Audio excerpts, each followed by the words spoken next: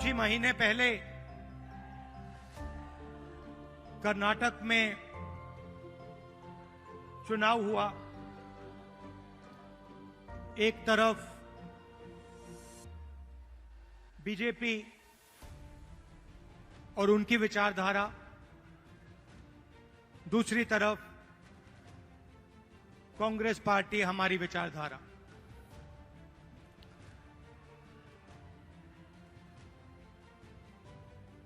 उनका काम लोगों को बांटने का, नफरत फैलाने का, हिंसा फैलाने का। हमारा काम लोगों को जोड़ने का, नफरत के बाजार में मोहब्बत की दुकान खोलने का।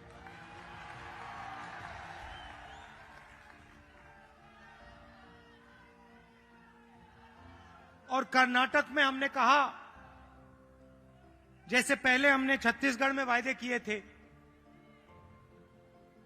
किसानों को सही दाम देने का वायदा जो हमने पूरा किया, किसानों का कर्जा माफ किया, बिजली बिल हाफ किया,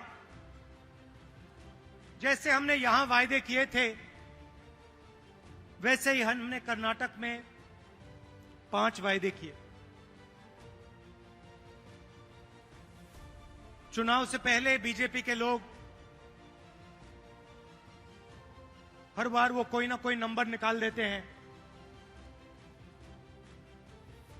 कोई कहता है 230 सीट आएंगी, कोई कहता है 250 सीट आएंगी, मगर कर्नाटक में कर्नाटक के हर गरीब व्यक्ति ने पूरा दम लगा के कांग्रेस पार्टी को जिताया।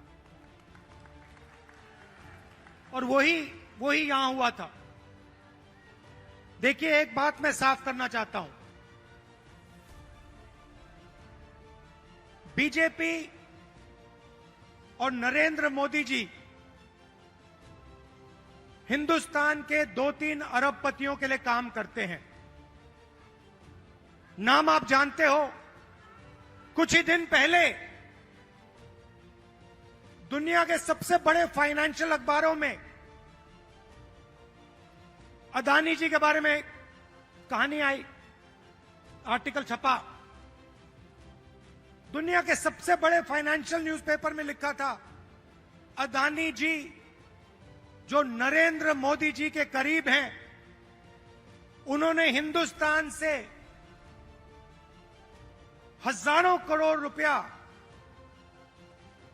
बाहर देशों में भेजा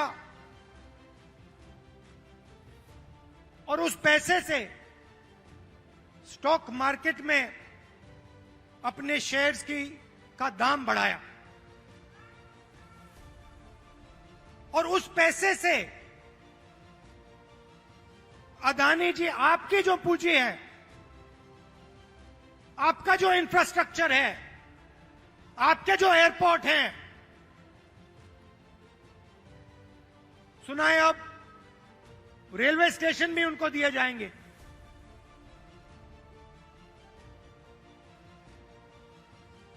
पूरा का पूरा एक व्यक्ति के हवाले किया जा रहा है। और मैं साफ कहना चाहता हूं कि चाहे वो कर्नाटक की सरकार हो, छत्तीसगढ़ की हो, राजस्थान की हो, हिमाचल की हो, और जो अभी आने वाली है तेलंगाना, मध्य प्रदेश, ये सारी की सारी सरकारें गरीबों की सरकारें होंगी, अदानी की सरकारें नहीं होंगी। और प्रधानमंत्री को साफ कहना चाहिए, देश को बताना चाहिए और छत्तीसगढ़ के युवाओं को बताना चाहिए कि वो अदानी जी पर इंक्वायरी क्यों नहीं करवा रहे हैं।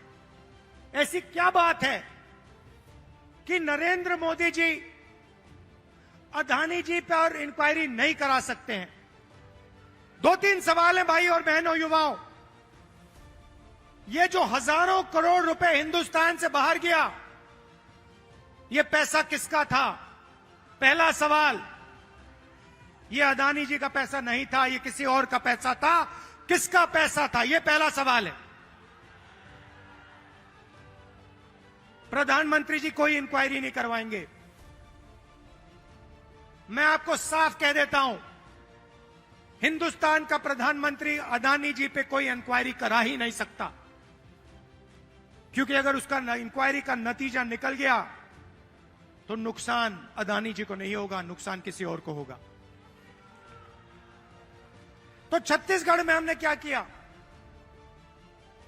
छत्तीसगढ़ में किसानों को धान के लिए सही दाम दिया, और आज आप सारे प्रदेशों को देख लीजिए, लिस्ट निकालिए, सवाल पूछिए, धान के लिए सबसे ज्यादा पैसा कौन से स्टेट में मिलता है? जवाब मिलेगा छत्तीसगढ़, छत्तीसगढ़, छत्तीसगढ़। और प्रधानमंत्री जी यहां आए थे, मुझे याद है, बीजेपी के सब नेता आए थे और कहा था कि कांग्रेस पार्टी इस वायदे को पूरा नहीं कर सकती है। कहा था पैसा नहीं है। हमने साफ दिखा दिया, पैसा है और वायदा पूरा हमने कर दिया।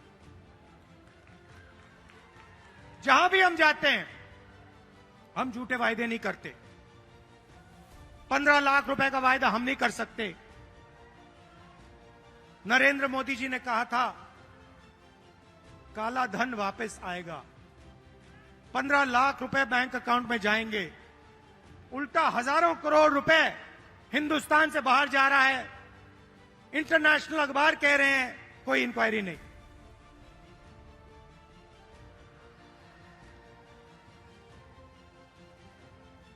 तो अब छत्तीसगढ़ के युवा जो हैं, आपकी बहुत बड़ी जिम्मेदारी है,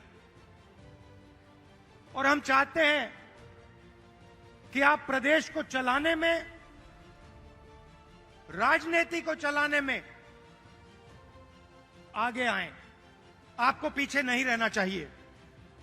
आपकी जो नई जनरेशन है, भविष्य आपका है, आने वाले समय में छत्तीसगढ़ आपका है, और आपको आगे बढ़ना पड़ेगा। और इसीलिए हमने राजीव युवा क्लब आपके लिए बनाए हैं। हर क्लब को 1 लाख रुपए,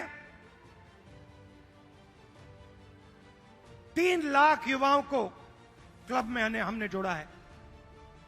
और ये ऐसे नहीं जोड़ा है, मैं आपको साफ बताना चाहता हूं। हमने इसलिए जोड़ा है कि आप इस प्रदेश को चलाने में, इस प्रदेश को चलाने में आप भाग लें। और हम आपके लिए राजनीति के दरवाजे खोलना चाहते हैं कि कुछ ही सालों में आपके बीच में से छत्तीसगढ़ के एमएलए, प्रधान, नेता चुन के आए। इसलिए हमने यह काम किया है। 2-3 चीजें मैं और कहना चाहता हूं। जो हमारे आदिवासी भाई हैं, आपके लिए हमने पैसा कानून लाया, आपकी जमीन की रक्षा की। मैं आपसे एक बात कहना चाहता हूं, हम आदिवासी शब्द का प्रयोग करते हैं। आदिवासी का मतलब जो हिंदुस्तान के ओरिजिनल मालिक हैं। आदिवासी का मतलब इस देश की जो जमीन है, जो धरती है, उसके सबसे पहले आप मालिक थे। मतलब आपकी जमीन पर, जंगल पर, जल पर आपका हक बनता है। बीजेपी ने एक नया शब्द निकाला है, वनवासी, इस शब्द का बिल्कुल दूसरा मतलब है। हम चाहते हैं कि आदिवासी युवा जो भी सपना देखना चाहें, देखें और उस सपने को पूरा करें। डॉक्टर बनना है, इंजीनियर बनना है, बिजनेस चालू करना है, लॉयर बनना है, जज बनना है, मैन्युफैक्चरिंग यूनिट शुरू करना है, सब चीजों में आपको शामिल होना चाहिए। वो चाहते हैं कि आप जंगल में ही रहें, आप जंगल के बाहर ना आए। शब्द के पीछे सोच है भाइयों और बहनों। उनका कहना है कि आप पहले हिंदुस्तान के मालिक नहीं थे, आप जंगल में रहते थे और आपको जंगल में रहना चाहिए। हम कहते नहीं, जंगल का हक, जमीन का हक, जल का हक आपको मिलना चाहिए। मगर जो भी आप सपना देखना चाहते हो, जहां भी आप जाना चाहते हो, वो सपना आपके लिए पूरा होना चाहिए। यह फर्क है विचारधारा में।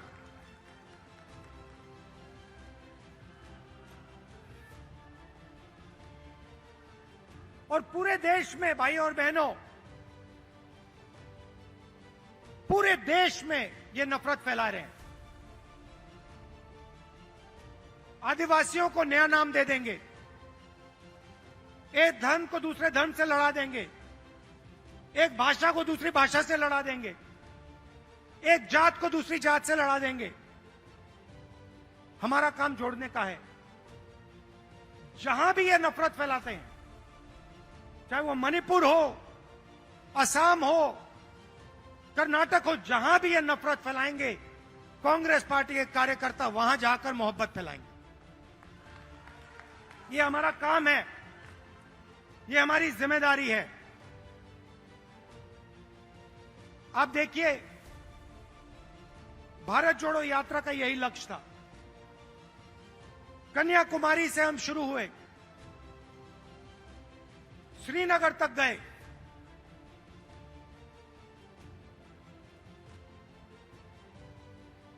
मीडिया में इन्होंने, बीजेपी के लोगों ने हर रोज ये कुछ ना कुछ उल्टा सीधा बोलते हैं, नफरत फैलाते हैं। भारत जोड़ो यात्रा ने पूरे हिंदुस्तान को जोड़ने का काम किया। हर धर्म को, हर जात को, हर भाषा को हमने याद दिलाया कि आप सबसे पहले हिंदुस्तानी हो और आप सबको एक साथ मिलकर मोहब्बत के साथ, इज्जत के साथ रहना है। यह यात्रा का मैसेज था और यह बहुत गहरा मैसेज था, नया मैसेज नहीं था, बहुत पुराना मैसेज है। सदियों से यहां पे छत्तीसगढ़ में और बाकी प्रदेशों में लोगों ने यह मैसेज दिया है और यही कांग्रेस पार्टी का और हिंदुस्तान का डीएनए है। हम जोड़ते हैं, वो नफरत फैलाते हैं। हम किसानों के लिए, मजदूरों के लिए, छोटे व्यापारियों के लिए काम करते हैं, वो 2-3 अरबपतियों के लिए काम करते हैं। कुछ साल पहले मैंने बघेल जी से एक बात कही। मैंने कहा, जहां भी मैं जाता हूं, मैं युवाओं से पूछता हूं, आपके सामने सबसे बड़ी मुश्किल क्या है? बीजेपी ने जो हिंदुस्तान की रीढ़ की हड्डी है, आर्थिक रीढ़ की हड्डी है, उसको तोड़ दिया है। जो छोटे व्यापारी थे, जीएसटी और नोटबंदी ने उनको खत्म कर दिया, जानबूझ के खत्म किया। और जब भी मैं इनसे पूछता हूं, आपके सामने सबसे बड़ी मुश्किल क्या है, कहते हैं बेरोजगारी। और मैंने छत्तीसगढ़ के चीफ मिनिस्टर से कहा, देखिए छत्तीसगढ़ में अलग अलग स्किल्स हैं, हर डिस्ट्रिक्ट में आप कुछ ना कुछ बनाते हो,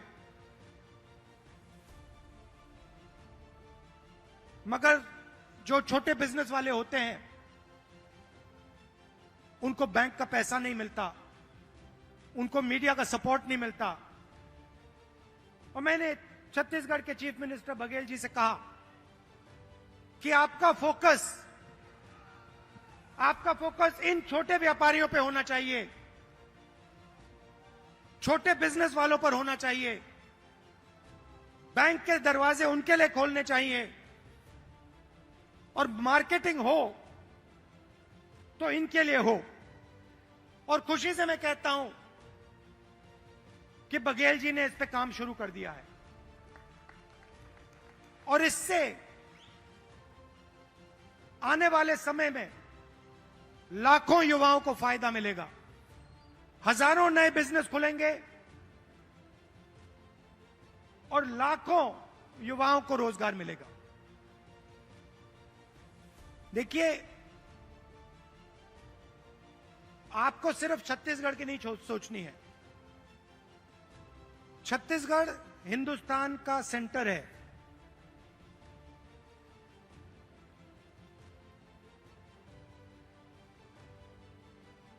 बंगाल से गुजरात कोई जाता है,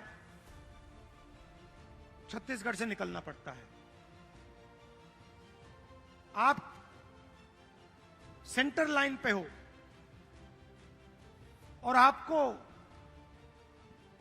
देश का लॉजिस्टिकल सेंटर बनना चाहिए कि आप इंफ्रास्ट्रक्चर तैयार करिए कि छत्तीसगढ़ हिंदुस्तान का लॉजिस्टिकल सेंटर बने। जो भी माल बंगाल से गुजरात बाकी प्रदेशों में जाए वो यहां प्रोसेस हो, यहां से निकले एयरपोर्ट से। आप बाकी दुनिया को छत्तीसगढ़ से जोड़िए, सिर्फ हिंदुस्तान को नहीं, बाकी दुनिया को आप एयरपोर्ट से जोड़िए, छत्तीसगढ़ को जोड़िए कि हमारे जो युवा हैं, छत्तीसगढ़ के जो प्रोडक्ट्स हैं वो पूरी दुनिया में जाएं, सिर्फ हिंदुस्तान में ना रहें। मुझे लगता है कि छत्तीसगढ़ की सरकार ने बहुत अच्छा काम किया है और आने वाले 5 सालों में भी यहां पे छत्तीसगढ़ की सरकार, कांग्रेस पार्टी की सरकार जबरदस्त काम करने जा रही है।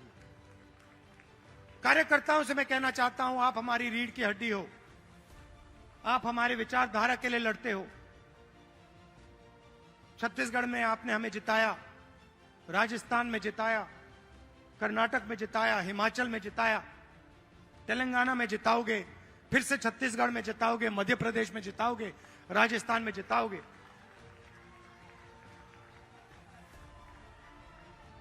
हमारी बघेल जी, हमारी सरकार को हमारे कार्यकर्ता की रक्षा करनी चाहिए, करती है, मगर और डट के जो हमारा कार्यकर्ता है उसे लगना चाहिए कि मैं कांग्रेस पार्टी का कार्यकर्ता हूं, मैं कांग्रेस पार्टी की विचारधारा के लिए लड़ता हूं और मरता हूं।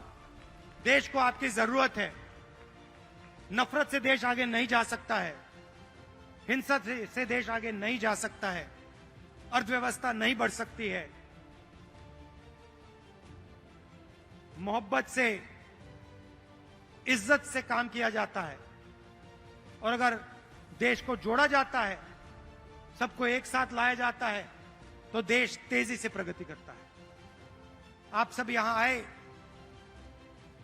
इतने प्यार से आपने मेरी बात सुनी, इसके लिए आप सबको दिल से धन्यवाद।